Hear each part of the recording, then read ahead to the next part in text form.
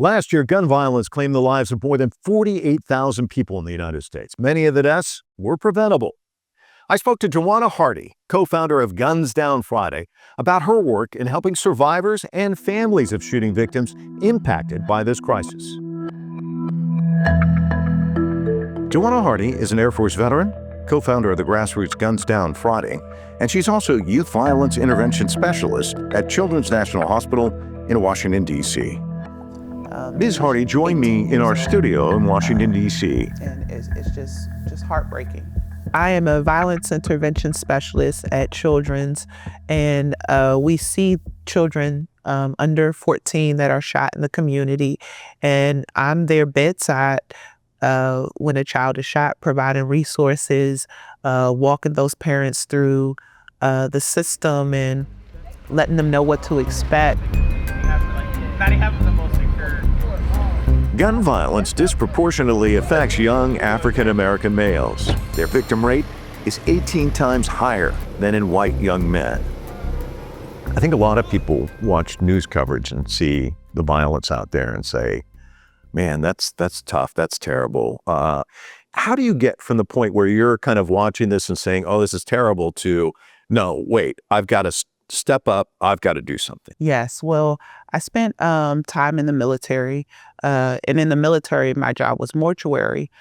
So I work with the families, the soldiers' families that were lost in war. I also was on the honor guard, and when deployed, I was on the search and recovery team. So this is nothing new to me. When I got home from the war, I realized the streets of DC was worse than a war zone. And I attended a meeting, and everyone said, we have to do something about the violence in the community. So we got together one week, and the plan was to get together every week. And it started off with hundreds of people. And by the third week, it was about 4 people. So I told myself, I don't want to stop. I had met so many families just in that short span. And I realized it was nothing truly being done, no hard work. Everything was just passed on to the next person. And that's when I created my organization, Guns Down Friday. And I would go to neighborhoods every Friday where children were being shot and murdered, providing different resources, just showing love and being consistent. That mission of yours, I mean, when you set out, in the military, there's always a mission. Clearly, you kind of went into it with a mission. What was your mission? Our mission for Guns Down Friday is to creatively provide resources for children affected by youth homicides, suicide, and mental health illnesses. Something else I had started realizing was a lot of children were committing suicide because of the environment they were in. So I set off for that mission, and the kids that when I first started my organization, we had about 25 kids, and 7 of those children were murdered within 3 years. So when I first started, I just knew I could save every life. Every child that I come across, I would be able to save their life by just connecting with the community. And so after that 7th child passed away, I said, I have to take a different stance. I have to take a military route of saving lives. And that's when I started the program, Stop the Bleed.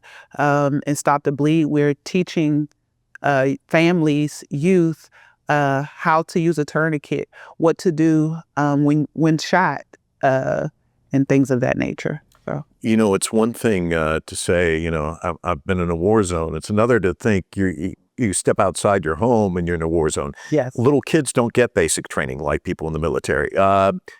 Talk to me about that disconnect. I mean, that kids are out there dodging bullets just like when you were in uniform. Yeah. When I came home, I couldn't believe that the kids I was working with was dealing with the same trauma that I dealt with in the war. it just blew my mind that these kids were going through this. I always say the bullet goes so far. That bullet might hit one person, but it affects an entire community.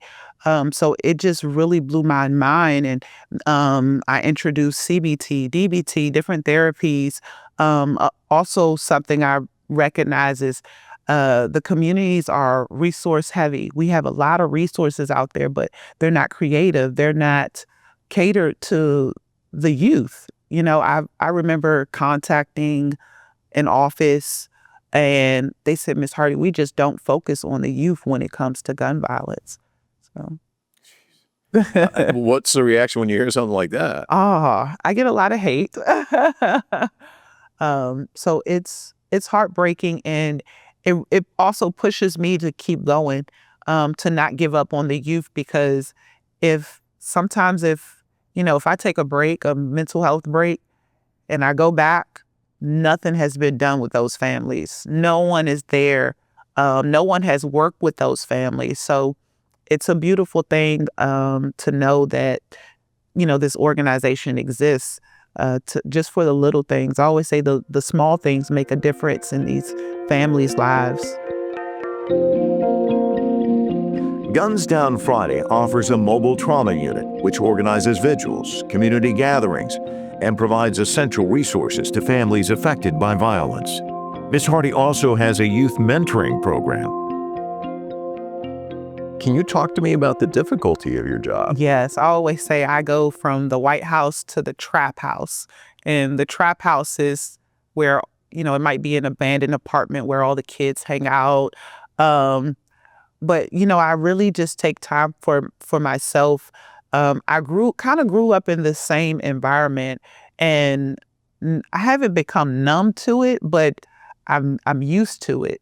So by being so relatable, by being in the military, I also think about, growing up, my mom was a missionary in the church, and I can remember playing in the pews at funerals.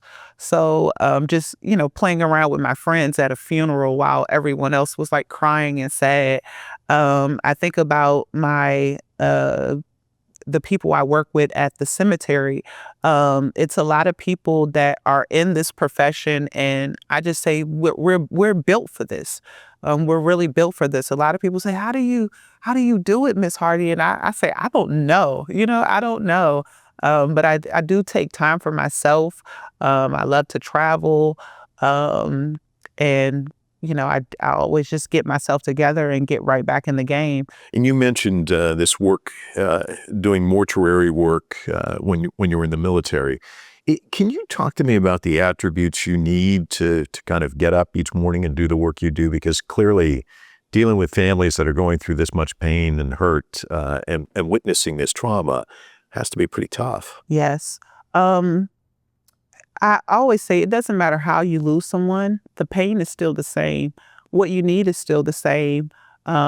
So I just find myself, sometimes it's a different family, but what they need is the same. Mental health resources, a shoulder to cry on, assistance with the funeral, and things of that nature. So I've been doing this since this Guns Down Friday, since 2018. And the after effect is always the same. No matter even if it's a car accident, losing someone is traumatizing. A lot of people that are shot don't die from the injury, but they die from bleeding out. So I've had children come to me and say, Miss Hardy, I was shot and I didn't go to the hospital. I used Stop the Bleed. I'm like, look, you still need to go to the hospital. But it's just exciting to see, that saving their lives, they know how to save their lives. Over 2,500 children and teens die each year because of firearms in the United States. Can you talk about some of the experiences that have helped shape you and really make you even more driven to provide the resources that you do? Yes. So when I first started, I really didn't know the families that I work with. So when I started the Guns Down Friday and the mentor group, I had a group of kids, specifically my first kids in the program, Kevo and DeMarcos, bright, loving kids. And I just knew no kid from my program. They all, I never imagined that any kid from my program would pass away. So I received a call one day that these two young men were shot and killed. Well, no, I received a call saying they were shot. So I drove to the scene, and when I got there, they said, "Miss Hardy, they're already gone." And you would have thought I was that mother. It broke me. It broke me. They helped me so much. They helped me get through so many tough days. These kids were like family to me. It was just so tough when it's someone when it's kids that you grow up with, that you grow to love. You just never imagine. You always see and imagine the kids growing older than you. You imagine the kids burying you, not you burying your kid. It was so tough for me to even look at their parents, because I felt like my program was supposed to save them and it didn't. So it made me not want to continue, but I knew they would want me to keep going. Clearly, the tears illustrate the loss that you've gone through. Are there days when it's just tough to get out of bed? And what is it that motivates you to keep going? Oh yeah.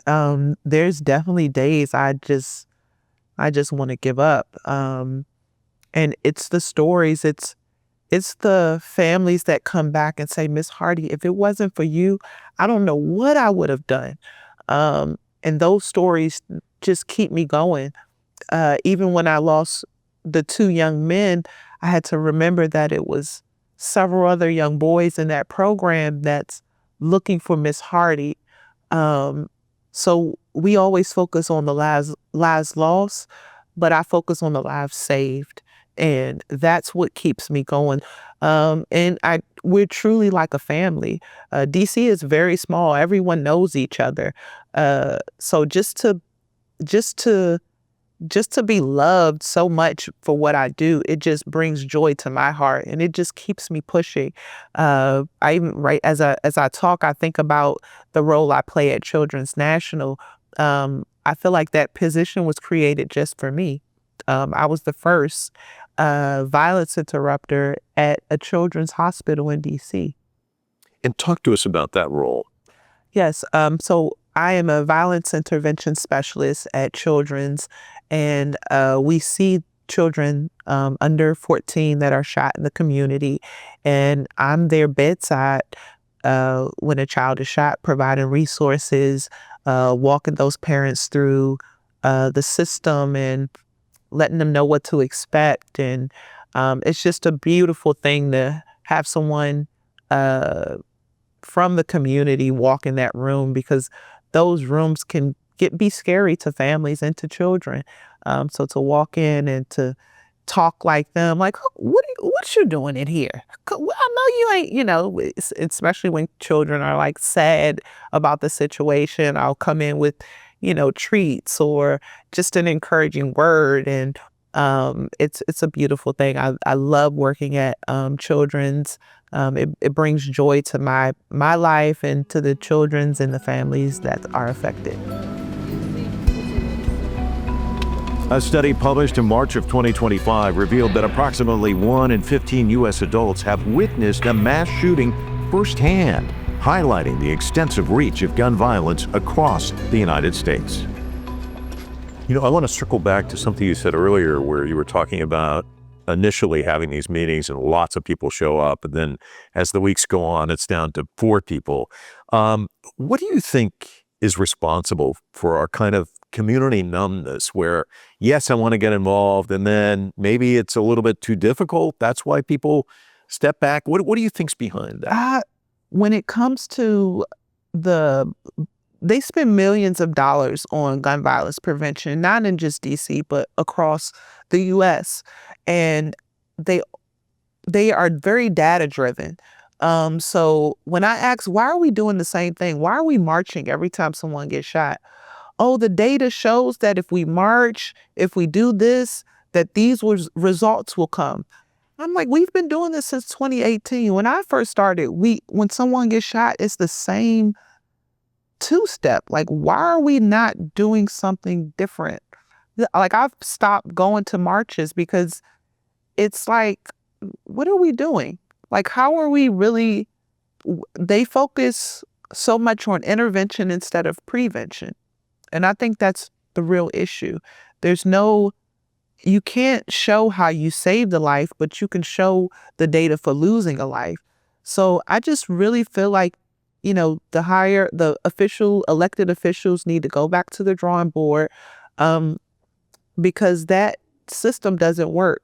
It's very tough for me to receive funding because I don't do what every other organization does that's receiving these millions of dollars. So how do you prompt like thinking outside the box? I mean, like what type of resources, policies would you like to see and just kind of a shift? Yes, I would love to see creative mental health services for families. Um, I've witnessed so much with the families wanting to get mental health, but it's just not catered for the families, for it's their lifestyle. It can be something as simple as a ride and getting to the therapy session, pouring into organizations like mine. There's so many organizations out there that are really doing the work on the ground, in the communities, not getting recognition, not receiving funding.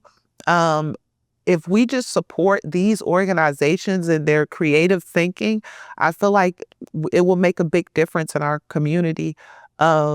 Stricter gun laws.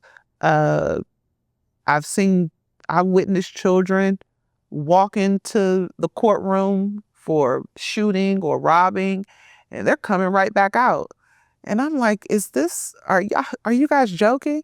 I think about the 12-year-old stealing cars, and it's like a little slap on the wrist, not because they don't want to do anything, but the court's never seen anything like this. A 12-year-old robbing, like the system isn't even set up for these children. So those are just a few. How do you prepare for each day, getting up, knowing that you're going to go and witness so much pain and have to talk to these families and try and help them through probably one of the most painful chapters in their life? Well, for me, it's an honor. One prayer I always say prayer changes things. But it's an honor to, because I always get like what's going on before I go meet with anyone. And sometimes I have information that they didn't know before. And it's truly an honor to be there, to be that comfort, to be that person, to support those families. So yeah, that's how I prepare. It's when I first walk in, it's an honor. I'm happy. They're happy to see me. And it's all love. So yeah, well, keep doing what you're doing. Your efforts are definitely needed. There's no doubt about it. Thank you. Thank you.